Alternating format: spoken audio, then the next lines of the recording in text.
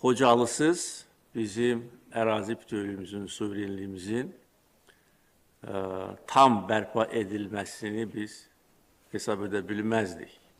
Xocalının Azərbaycan xalqının tarixində və şuurunda o qədər böyük yeri var ki, bu faciə o qədər böyük qəlbimizdə yaralar salıb ki, Xocalı azad olunmadan biz sakitləşə bilməzdik.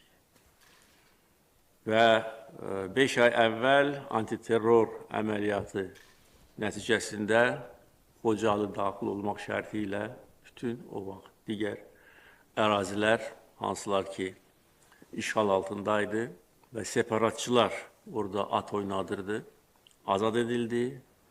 Xocalıda 15 oktyabr 2023-cü ildə Azərbaycan bayrağı qaldı.